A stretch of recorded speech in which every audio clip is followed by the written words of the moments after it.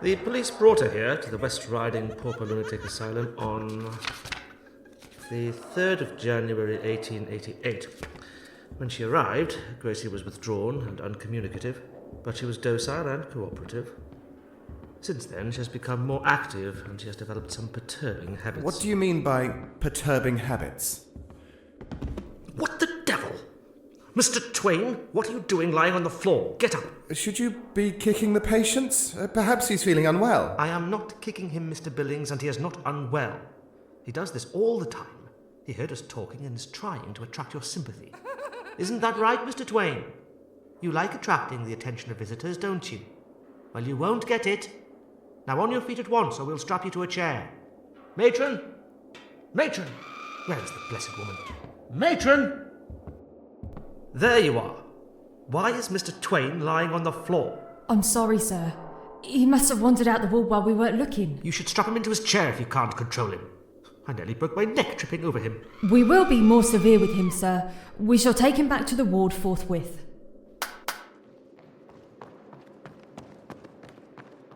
Take Mr. Twain to his cell at once. Yes, ma'am. This is Detective Sergeant Billings, matron. He's come to interview Gracie. Gracie? Well, we won't get much sense out of her. I have told him so, but it's his duty to try. Isn't that right, Detective Sergeant Billings? It is. Her cell is in the next ward. Follow me. Hello, Gracie. There's a visitor here for you.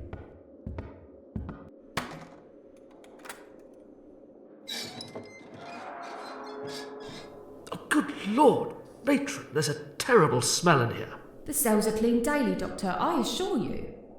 Gracie, this is Detective Sergeant Billings from Scotland Yard. He would like to ask you a few questions. Go on, Mr. Billings, you can talk to her. Hello, Gracie. I am investigating the incident at Hammerock House. You know Hammerock House, don't you? Where the Thorntons live? Mrs. Thornton and Roger, her son? Roger Thornton. You remember Roger Thornton, don't you? It's no use, Mr. Billings. Gracie won't talk. Is she mute? No, she's not. She talks all the time when she's alone, but she won't talk to others. What does she talk about? I don't know. It's hard to understand. She mumbles. I say, there really is an odd smell in here. Are you sure the cell was cleaned recently? I am, sir. What is that thing you're holding in your hands, Gracie? Well, speak, woman. What's that you've got? Show me what you're holding, Gracie. Now, I don't want to take it away from you. I just want to see what you have. Stop it, Gracie! Give that thing to me! Oh, good Lord, is that what I think it is? For heaven's sake, matron, not again! You are a disgusting creature, Gracie Brookenborough. I say, steady on. No, Mr. Billings, she must learn. Human excrement is not a plaything. It is a filthy and disgusting substance, and she cannot behave like this. We really can't have such degeneracy here, matron. Didn't you give her an enema this morning? She should have had one, sir. I shall check with the duty nurse. See to it that you do. In the meantime, get the nurses to clean her up and have this cell scrubbed with carbolic. Then strap Gracie to a chair. We have to break her of this filthy habit. Yes, sir. I do apologise, Detective Sergeant Billings. I understand it is your duty to question our patient, but as you can see, an interview is out of the question. I'm sorry you've had to come all the way from London just for this. I did not come just for this. I shall be making my way to Grünwald tomorrow. What for? To interview the other members of the Thornton household. So you have reopened the whole case? It was never closed. But you don't really believe Gracie could have done it, do you? It's possible. Oh, come, man. You've seen her for yourself. A poor creature such as that. A 52-year-old imbecile. It's preposterous, Mr. Billings. Nothing is so preposterous as to be ruled out of account in my investigations, Doctor. I've been in the business of solving crimes long enough to know that.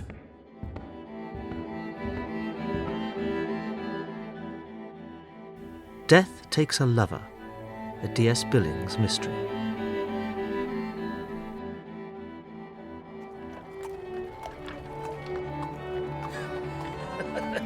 Too cold for these, officer. That looks a real picture, that does. Looks like a turtle with head pulled into the greatcoat. I don't suppose they aren't used to riding on open carts in London. It's all broughams and hansom cabs down there, I wager. That's right. No greatcoat for me, officer, as they can see. Just me straw hat and me waistcoat and me shirt sleeves rolled up. I were born on these moors. My bare arms are used to wind. Oh, do be quiet. Why must drivers always be so talkative? It's a long way from Wakefield to Grünwald, and I'm not in the mood for conversation.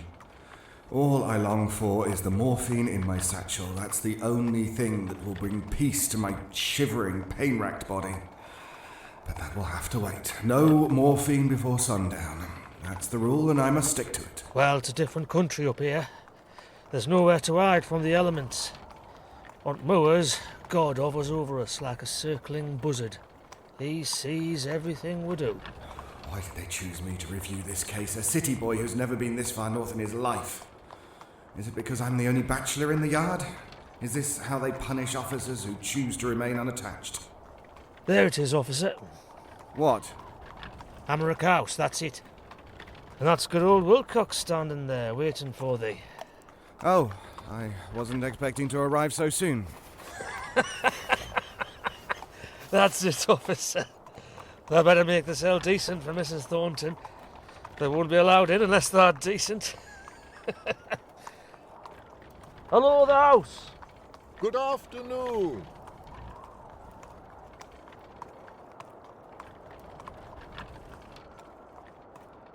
Good afternoon. You must be Inspector Billings. Actually, it's Detective Sergeant. A detective sergeant, is it? Oh. I'd have thought they'd send an inspector, at least. They sense the best person for the job. Take care, sir. The cart is higher than you might think. I can manage. Mr. Billings. I'm all right. I told you that cart was high. Them London folks don't want to be told out by no one. All right, Mr. Yardley. You can go to the stables now. Will Madam be needing me again tomorrow? I don't know. We'll send for you, if we do. All right, then.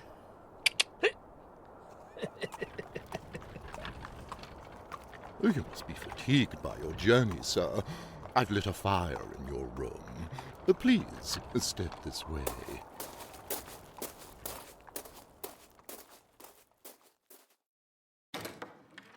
Your room is this way. How long will you be staying with us? A couple of days, I expect. I shall leave as soon as I've taken everyone's statement. It does strike me as odd that they should send someone all the way from London just for that. Particularly as we've already spoken to the police from York. The case needs to be investigated by experts, Mr. Wilcox is the name. The constabulary in Yorkshire does not have a criminal investigations department. That's why the Metropolitan Police Service sent me. Of course. This will be your room, Mr. Billings. It used to be the servants' withdrawing room, but has now been turned into a guest bedroom. I lit the fire just before you arrived. It'll soon be warm in here. May I take your coat, sir? Are you cold? Your hand is shaking. Oh, damn it. It's been 12 hours since my last morphine dose. Of course it's shaking. It's nothing, Mr. Wilcox. Come and stand closer by the fire, sir. No, really, I am perfectly warm. I was expecting to be met by Mrs. Thornton.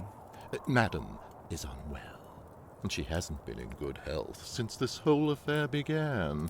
But she will try to come down and meet you later today, if her condition permits. How many people are there in the household? There's only 4 of us now.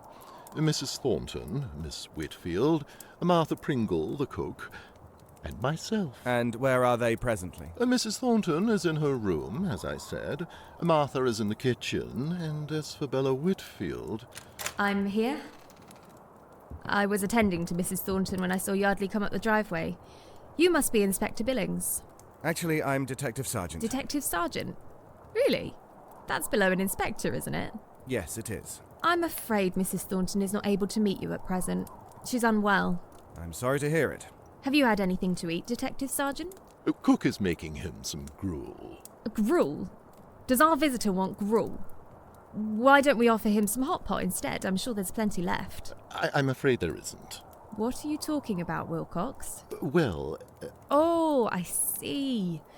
She's told you not to, hasn't she? It appears you're only to be fed gruel, Detective Sergeant. Mrs. Thornton's orders. Mrs. Thornton has very strict ideas on gradations of rank. If you'd been the mayor or the vicar, she'd have given you hot pot, but gruel is what she feeds all the tradespeople. Of course, if you'd been an inspector, but no matter. I came to fetch Wilcox. Mrs. Thornton needs you to light her fire. Certainly. One moment. I was wondering when I might have the opportunity to interview you, Miss Whitfield. I'm afraid you'll have no such opportunity at all. At least not for so long as Mrs. Thornton is ill. I'm constantly at her beck and call in the sick room. May I not come up and interview you both in her apartment? Oh, I don't think Mrs. Thornton would allow that. We've had enough snooping and sniffing about this house by the Yorkshire Constabulary. I'm afraid I must insist. I have to interview every member of this Insist? Who are you to insist in Mrs. Thornton's house? I represent the law. Well, perhaps tomorrow. I might be able to make time for you tomorrow.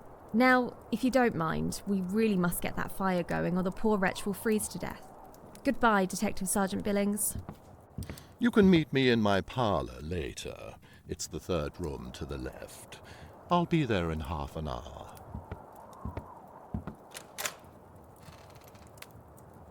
Alone at last. Ah, oh, there they are, precious, precious relief.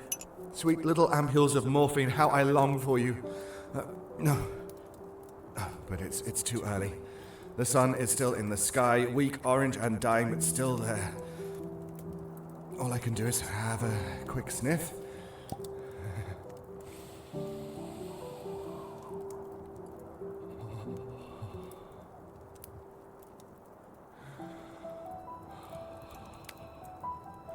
Just 2 more hours before my next dose, 3 at the most. I can last until then.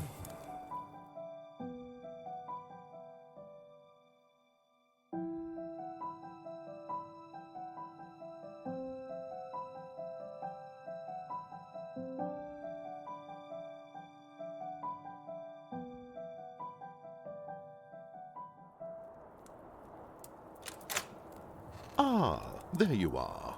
Come in, Detective Sergeant Billings. Come and join me by the fire. Let me pour you a glass. No, thank you. Not when I'm on duty. Oh, come on. It'll help you relax after your long journey. There you go. Thank you. Well, sit down then. Sit down. That's it. Let us have a good chat.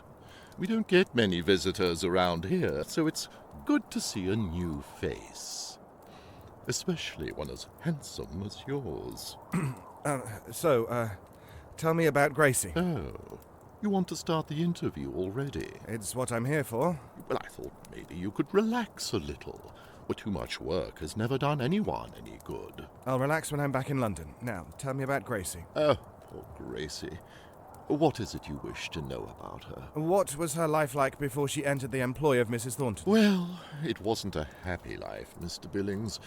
Everyone knew about Gracie's plight, with her sick mother and their ailing farm. It was often spoken of in church. They were frequent recipients of the parish's alms, and the vicar had been very keen to help out the two women in whatever manner he could. In fact, it was he who suggested Mrs. Thornton should take Gracie as a maid. Well, after her mother died, he saw Gracie become lost and gloomy, and thought that a new occupation and surroundings would be the right medicine for her. Of course, at first, Mrs. Thornton was a little reluctant to take on a woman of that age. Gracie was 52 already, and, well, let's just say she was one of God's simpler creatures. Well, Mrs. Thornton worried that the work she was to take on would be too much for her. But, as you know, the mistress is a charitable lady, and jumped at the chance of offering an unfortunate a new lease of life. When did Gracie enter Mrs. Thornton's service? It was about 5 months ago. But she was late on her first day, and Mrs. Thornton was very worried. She kept pacing up and down the drawing room and looking out of the window. Well, Mrs. Thornton was anxious, of course, but she doesn't like meeting new people. She's been holed up in this dark house ever since her husband died. She shuns all company and barely goes outside anymore. It's tragic, really. Oh, she was such a smart, elegant, and vivacious woman once. Well, at around 4 o'clock, 4 hours after she was due, we finally saw Gracie walk up the drive. Her dress was splattered with mud, and her soaked bonnet sat askew on her head. The poor thing had walked. It's nearly 5 miles from here to Grünwald, and she looked a fright. Well, of course, we weren't expecting much, but Mrs. Thornton and I were both taken aback by the sheer simplicity of the poor woman. Good Lord, woman, what on earth possessed you to walk all the way from Grünwald? You should have let us know. I would have sent the carriage. Gracie didn't reply. She was shivering and trembling and barely dared look Mrs. Thornton in the eye. What is your name? Gracie. Yes, I know that. But what is your family name? Your surname, your second name. Bickenbow. What? Bickenbow, ma'am. Bickenbow? What is that? I've never heard the name Bickenbow. Her name is Brickenborough, ma'am. Gracie Brickenborough. Brickenborough. She seems to have some problem pronouncing it. But Brickenborough's not a hard name to pronounce. Say Brickenborough. Bickenbow. No. Brickenborough. Bickenbow. Oh, now come on. You must learn how to pronounce your own name, dear, or people will think you're stupid. Say Brickenborough. Bickenbow. Well, never mind. You should go upstairs and put on some dry clothes. You're leaving watermarks all over the floor. Bella will show you to your room. Bella! Yes, Mum. Show Gracie to her room and help her into her uniform. Yes, Mum. This way, Gracie. Oh, dear. Imagine not being able to pronounce your own name. Where do they get these people from, Wilcox? Oh, I'm sure once she's cleaned herself up and changed her clothes, she'll look more presentable. Oh, I should certainly hope so. She looks like a sack of potatoes. Well, at least she has a home now. I think we've done well in taking her in. I mean, who else would employ a creature such as that? I think I shall retire now. Ask Bella to bring some water up. Yes, ma'am. Well, Mrs. Thornton went straight back to her room after the interview. Well, the whole thing had tired the poor mistress and given her another headache. Well, she's been suffering from them for years. Terrible migraines. They keep her bedbound for days. In fact, she's suffering from one now. That's why she was unable to meet you. I do believe it is this affliction of hers which has made her sympathize so with the poor. Well, she understands their suffering. Are you all right, sir? You look tired. I'm very well. Well, you've gone very pale. There's sweat beads on your forehead. And you're trembling. I say, you haven't caught a fever, have you? I'm fine, Mr. Wilcox. It was the long ride over the moors in an open dog cart. You're not used to it. You should go to bed immediately. I said I'm fine, Mr. Wilcox. Now, please, how did Gracie perform her work? Are you sure you want to proceed with the interview? Yes. Well, Gracie was entirely ineffectual, of course. She really was useless, and looked absolutely ridiculous in her maid's uniform. Well, no matter how often we tried hitching and unhitching her dress, the clothes just seemed to hang wrongly on her. Her cap was always askew on her head, and her apron folded in. Of course she was from peasant stock. There's never any elegance to be found in such people. They can be curvaceous and buxom when they're young, but Well, after a certain age, they all start looking like a bag of rattling bones. It would have been an embarrassment to have her wait on guests, had Mrs. Thornton ever invited any. But of course, she never does. A cook took charge of Gracie in the beginning. You will be speaking to Martha too, I take it? I intend to speak to everyone. Well, I should warn you, Mr. Billings. Martha can be a little difficult to deal with at times. She is loud and vulgar and impatient, and Gracie brought out the devil in her. She did nothing but complain about her. That new maid is never going to work out. Honestly, I don't know what to do with her, Mr. Wilcox. She just stands there all day, mumbling to herself. Mumbling? Aye, mumbling. She does nought but hold conversations with herself all day long. And when she does talk, 'tis only to complain about one pain or another. Now she's got something wrong with her finger. Bit too much of her nail, she says, and can't do dishes. Ah, there that. Thou has to lay table and serve the food. Me? Aye, 'tis custom in this house that the maid serves the servants' dinner and clears the table while cook puts her legs up. 'Tis the only time of day I get a chance to sit down. Now hurry up, woman. Pour the hot pot into the tureen and put it on the table. But I can't. What does that mean? Thou can't. Me finger. Thou mentions thy finger one more time, and I swear to God I will hurt thee. Now hurry up, I'm hungry. Well, what's taking thee, Gracie? It's too heavy, I can't lift it. I'm gonna count to 5, and if there's no food on my plate by the time I finish, I'll smash thee across the face with this ladle. 1, 2, I can't. I can't 3, lift the pan. I can't. 4, I can't lift the pan. Me finger 5. hurts. Right, that's for it. Gracie! I'm coming. I'm coming. The filthy, stupid woman. Did thou see what she did, Wilcox? She scooped the hot pot out of the pan with her bare hands and threw it on my plate.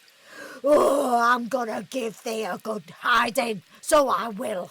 Where's the ladle? No, please. Come here, thou stupid cow. please. I'm gonna Women, get please, thee. stop this mayhem. What the devil is going on here? My mother has a headache. I insist on silence. I do apologize, Master Roger. The women got carried away. Have you met the new maid yet? Ah, yes. Gracie, isn't it? My mother told me she would employ you. How are you settling in? Well, answer, Master Roger, Gracie. Me finger hurts. What was that? Oh, she's settling in fine, Master Roger. Will you join us for lunch? No, thank you, Wilcox. I won't. But I would like to see you in your lounge when you finish. Certainly, sir. I shall leave you to your meal. It was a pleasure to meet you, Gracie. It was a pleasure to meet you, Gracie. That's what he said to her. A perfectly inane phrase, really. Uttered out of politeness, nothing else. But Gracie took it seriously, kept going on about it. Master Roger said it was a pleasure to meet me. Master Roger said it was a pleasure to meet... Oh, it drove cook and I'm mad with it. Well, Master Roger, of course, was a remarkably handsome young man, and Gracie was instantly struck with him. Well, it was quite absurd the way she gaped at him every time he passed by. But such behaviour is unbecoming in any woman, but in one of her age and class... What did Mr. Thornton want to see you about? Oh, it was about money. Master Roger was always in need of the readies. He wouldn't come into his inheritance until he was 21, and his mother never gave him a farthing in the meantime. Master Roger was a handsome, charming young man, but he had many vices, the worst of which was gambling. He'd spend whole evenings in the tavern playing cards with the lads from the village. Of course, he didn't have a penny to spend, so I'm afraid I would occasionally lend him some of my hard-earned wages. Oh, it wasn't much. I do believe he turned to Miss Whitfield for most of his stake, but I'm afraid I did indulge him too. We saw him almost as our own son, Martha and I, you see. Well, I never did have a family of my own, and she is a lonely widow whose only son has moved to Scotland, and, well, it's no excuse, I know, but, oh, if you had only known Master Roger, he was a charming, charming young man. I must say, old man, you don't look at all well. And your hand, it's still trembling. Please, don't touch me. I insist we end this interview now. You must go to bed. You are too fatigued. Yes, I think I will. I will ask cook to bring some gruel up to your room. No, please, I'm not hungry. You must eat, even if it's only a few spoonfuls. Have a good night, Mr. Billings. Thank you.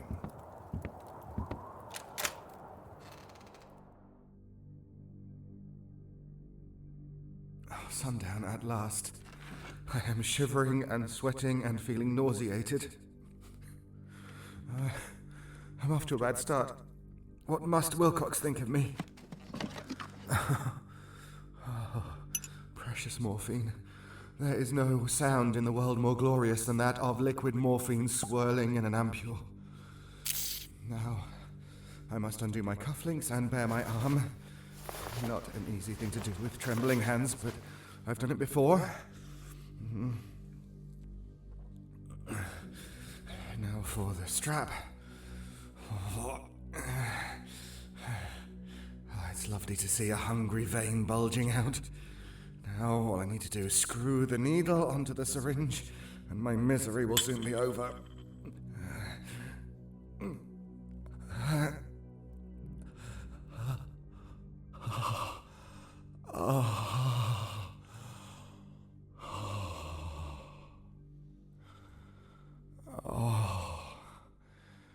Thank God for that. It's over now. I survived another day.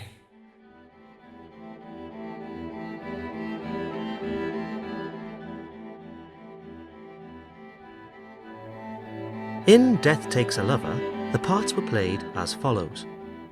Billings, David Ault. Doctor and Yardley, Ivan Wilkinson. Wilcox, Andrew Biss. Bella and Matron, Catherine Siggers. Mrs. Thornton, Sharon Grünwald. Gracie, Tanya Rich. Martha and Nurse, Frances Brodie Oldridge. Roger, Sean Mendham. Audio Mystery Theatre is free to listen to, but not free to make. If you want to show your appreciation, why not become a patron, or simply buy us a virtual cup of coffee? The money will go towards the next Audio Mystery Theatre production. You can find the links to my Ko-fi and Patreon account in the show notes.